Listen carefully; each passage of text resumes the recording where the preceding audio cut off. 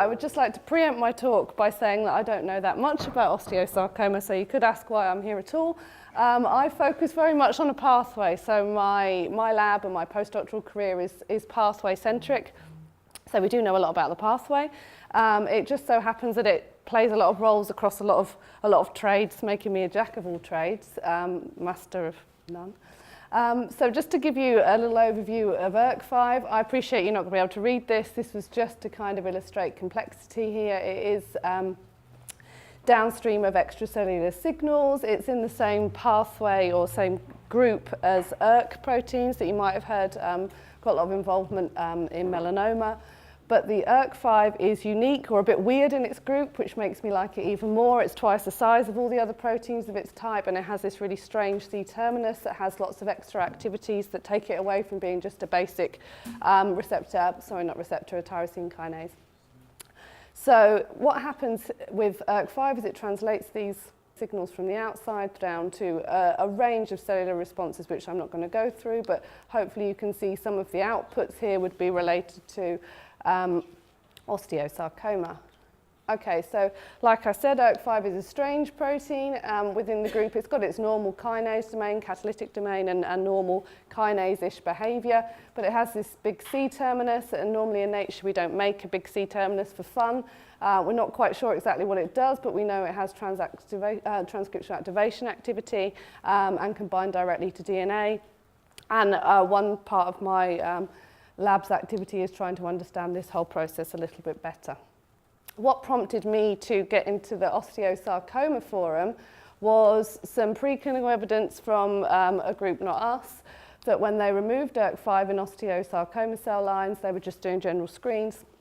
They changed the invasiveness in vitro, and they changed pathways that control invasiveness. So when they removed ERK5, the invasiveness of these cells in vitro assays was significantly reduced. And this was backed up by a small study of 30 patients done in Brazil, actually, where they weren't actually screening for ERK5. They were doing a larger screen of just chromosomal duplications.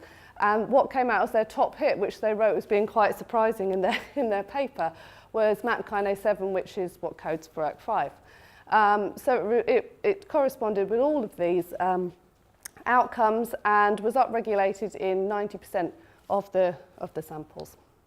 What was most striking was when they separated patients that did poorly in response to chemotherapy and patients who did well in response to chemotherapy. This was also separated by the amount of ERK5 that they were expressing in their samples. So if you had ERK5 low in your biopsy, you did very well after chemotherapy, and if you had ERK5 high, you did not. So this was really encouraging, and this was the underlying rationale for us getting the grant to do the work in the lab, as in we know a lot about this, perhaps we could try and learn something about the two together. And so it's supported by Friends of Rosie. So I'm just going to show you the first year's work, because we're only about that far through, that was performed by Heather, who was over there, just because I wanted to embarrass her slightly. So the two questions that we wanted to ask was, okay, so there's a correlation, but how does that correlation mean anything? How does ERK5 regulate osteosarcoma? And then can we target this pathway for therapeutic gain? Now, just to clarify, there are no currently available clinical inhibitors of ERK5. Okay, we're working on that. You'll see that shortly. Okay, so we used a preclinical model of osteosarcoma, which could have been very naive. We're hoping to run a second model, and I'm hoping to get some expertise from people who know how to run good models about what our second model could be for proof of principle. But essentially what we did is we luciferase labeled our cells for purposes of tracking them inside the animals. We either left them as wild type or we removed the ERK5. Now the reason why we removed the ERK5 by an SH is that some really specific ERK5 kinase inhibitors have been made. And they don't really have much of a phenotype on cancer cells in lots of other scenarios. Whereas we've done a lot of genetic studies that have shown that when you remove the protein, there's quite a strong phenotype. And that's probably talking to the fact that that C-terminus, which has got no catalytic function, is doing something quite important. So obviously when you remove the protein, you also remove the C-terminus. So that's why we took that approach rather than a sort of kinase inhibition approach. So this is just to show that we got the knockdowns. We went ahead with E2 because it was the biggest knockdown. So we implanted them into the animals, and we made use of the fact that at Manchester we've got a really nice molecular imaging centre, both preclinical and clinical. And we did some imaging analysis. We looked at FACS, qPCR, ELISA, just to see what the changes were, if we found any, between tumours grown with or without ERK5. Okay, so what we found, which was good, is that loss of ERK5 impairs osteosarcoma growth. So here we've just got an example of 2 control animals, and we're just looking at tumour burden here using BLI imaging, looking at luciferase. So you can see that when this is time matched, you can see that when we lose the ERK5, that the tumours don't grow as much. When we looked inside them to try and work out what might be going on, we've looked at this pathway a lot in triple-negative breast cancer and other cancer settings. We look at mesothelioma as well.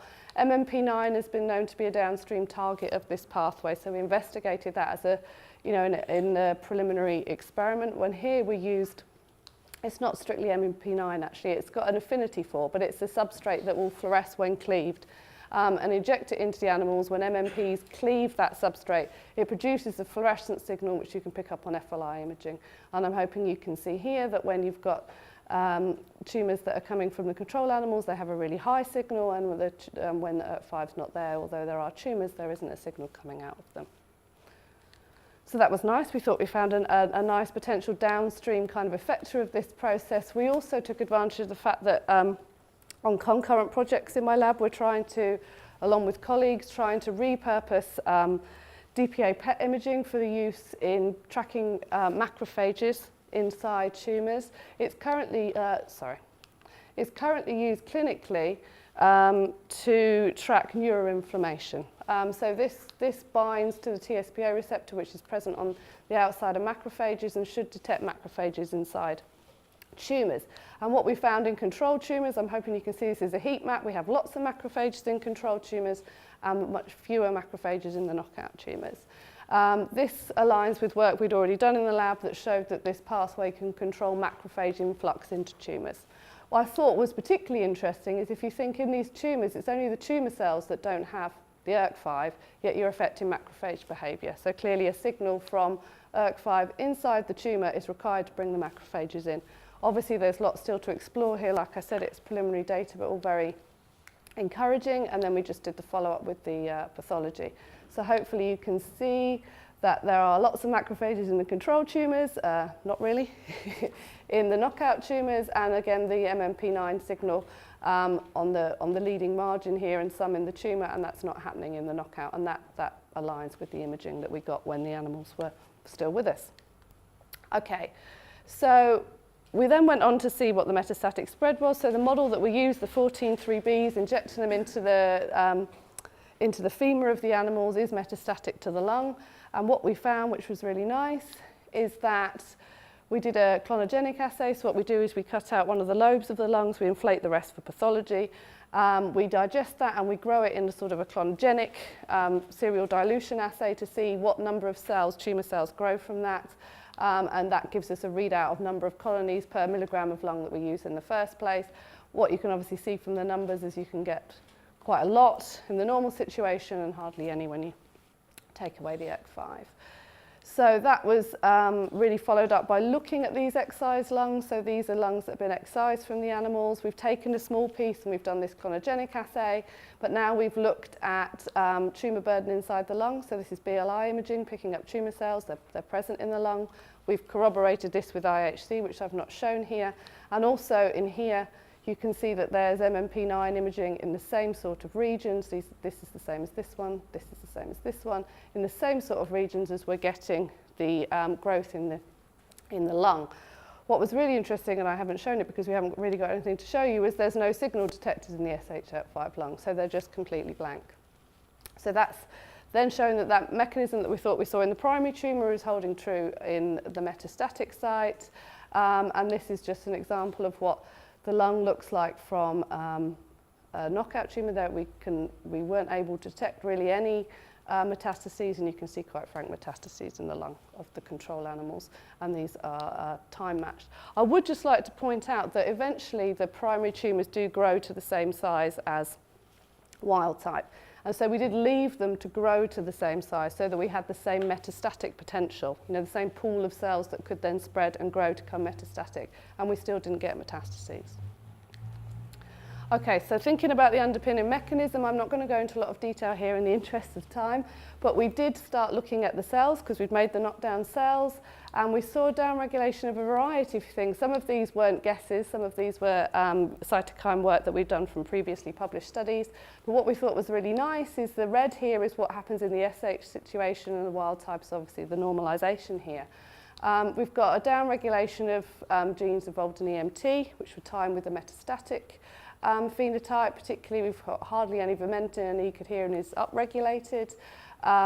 We've got a decrease in proangiogenic signals, which is the VEGF. Obviously, all of these need further investigation, and a reduction in a cytokine production that could be construed to be pro-metastatic. So all of those things that we're seeing from our in vitro investigations could explain what we see in our in vivo phenotype. And at the moment, we're just working on this. We're corroborating these preliminary findings in ex vivo samples. So we're doing some more AHC, we've got some FACS analysis, which is looking very promising. We've isolated cells from the FACS, and we're seeing what the macrophages versus the tumour cells are producing in that situation. So the main thing, I think, would be the caveat of this work would be that we're using an SH-ERK5 approach. So we're knocking down a gene in a way that cannot be recapitulated in people. So translation is the issue. Problem is, if we do an ERK5 kinase inhibitor, the most recent and the most specific ones that have been produced don't seem to have any phenotype in the oncology arena anyway.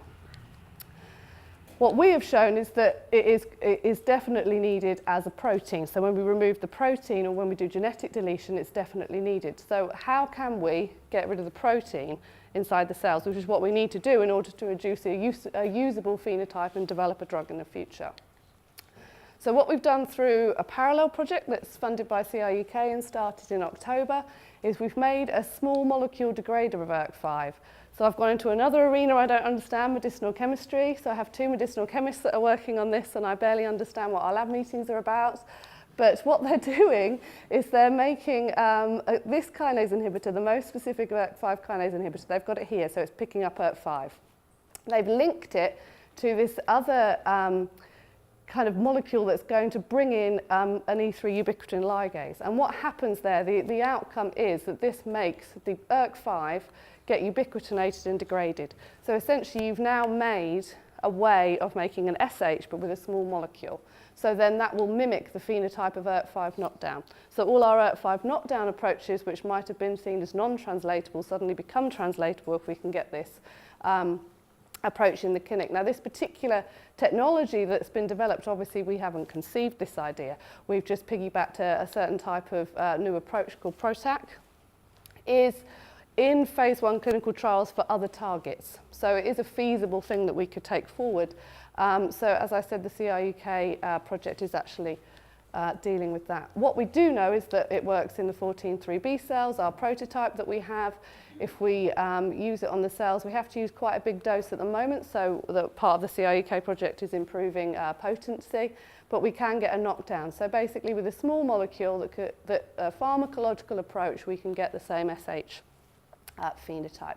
And we've done some basic testing to see that some of the changes that we think should happen in those cells that happen with the SH approach are actually happening with the drug approach. I'm not allowed to call it a drug yet because it's not available to give to people. The very promising compound. So anyway, I'd just like to say thank you to everyone who's helped with this. So these are the members of my lab that have helped with this specific project. There's some medicinal chemists here who do lots of things I don't understand. Like I said, Heather has done the majority of the in vitro and in vivo work. The Wolfson have helped us do all of the imaging, and some collaborators have helped very much with helping me understand things that I don't. Okay, thanks for your time.